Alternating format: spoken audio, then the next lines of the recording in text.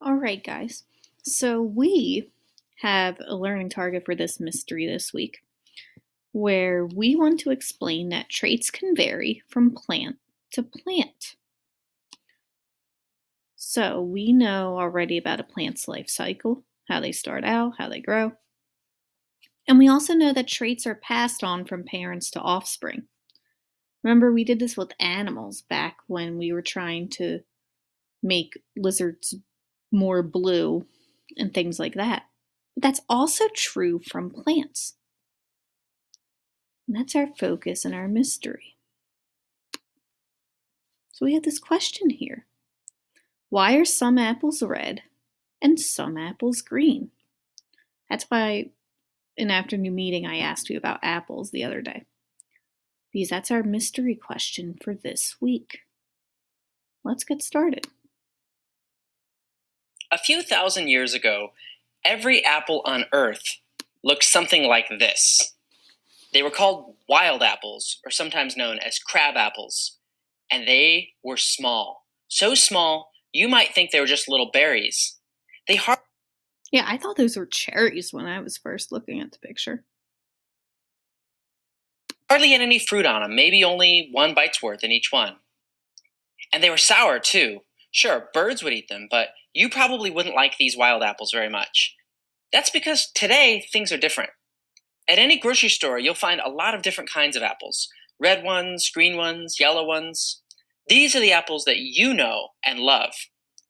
The apples at the grocery store aren't small and sour. They're big, juicy, and most of them are sweet. My personal favorite is this kind, the Honeycrisp apple. Ooh, that's my favorite too. It's sweet and crunchy. I'd give it like a 7 out of 10 on sweetness. It's nice and sweet. Now, if all there used to be were small, wild, sour apples, where did all these different kinds of big, sweet, and colorful apples come from if they weren't around a few thousand years ago? How did we get apples so big and so many different flavors? And why are some apples red and some apples green? To find out, you need to grow your own apples, just like a farmer would. But how would you do this? For example, imagine I hand you a Honeycrisp apple and I say, make me 100 more apples in your backyard. What would you do? How would you grow your own? Hmm.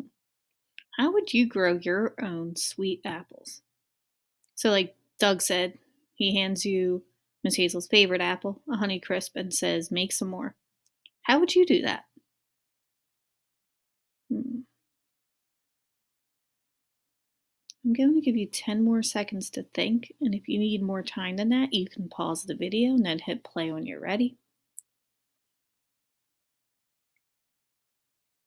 I'm going to continue in 5, 4, 3, 2, 1. You can pause if you want to think more. If not, here we go. Let's see. You could plant the seeds from inside the sweet apples you find at the grocery store. Nice, yeah, that's what I was thinking. Let's continue. How could you grow sweet apples in your backyard? Well, you need to grow your own apple trees. So you take seeds out of the apple I gave you and you plant some in your yard. Since there are multiple seeds, you figure you might as well plant more than one, so you plant 3 seeds, each in different spots in the yard. And a few weeks later, the seeds sprout. Now, years later, all 3 trees grow up. And notice the flowers on the trees? Well, soon they turn into, woohoo, apples! You are officially an apple farmer. You're ready to taste an apple from each of your 3 trees. So you go up to tree number 1 and take a bite. Ah, perfect. It worked. The apples on this tree taste just like the sweet Honeycrisp apple that I gave you from the grocery store. So they taste just like the apple that the seeds came from. Remember, that apple was the one I gave a 7 out of 10 on sweetness. All right, now you go up to the second tree. You take a bite and, this one's good, but it's a little bit less sweet than the Honeycrisp from the store. I'd give it maybe like a 6 out of 10 for sweetness instead of a 7. And not only are the apples from your second tree a little less sweet, they're also slightly different color, a little bit more green on them. It surprised you that this second tree grew apples that were different from the first tree. So now you head over to tree number 3, and you pluck an apple, and you notice right away that these apples are a bit bigger, and so you take a bite.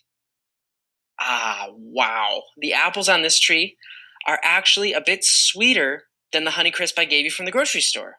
These are like an 8 out of 10 on sweetness. So this is definitely your new favorite apple tree. You're thrilled. You grew a tree which has fruit even sweeter and bigger than the apple I gave you from the grocery store. But that's kind of puzzling, isn't it? Each of these trees came from the seeds of the same apple. So why are they different from each other? Why didn't all 3 of your 3 trees grow the same apples, since you got all their seeds from the same place? It's because the seeds you planted are the children of the original apple that I gave you. Each tree that grew is brother and sister to each other. Think about your own family. Do you have brothers or sisters? We call them siblings. Or if you don't have siblings, then you at least know people with siblings. Do you and your siblings look exactly alike each other? Do you and your siblings look exactly like your parents? No. You look similar to your siblings and to your parents, but there are differences. In what ways are you different than your siblings? Okay, so I am going to have you answer this question on Seesaw. If you do not have siblings, you can choose somebody else. Like Doug said, even if you do not have siblings, you definitely know someone who does.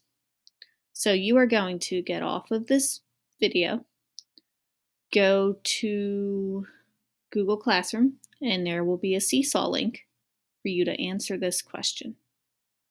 Okay? Get to work, scientists.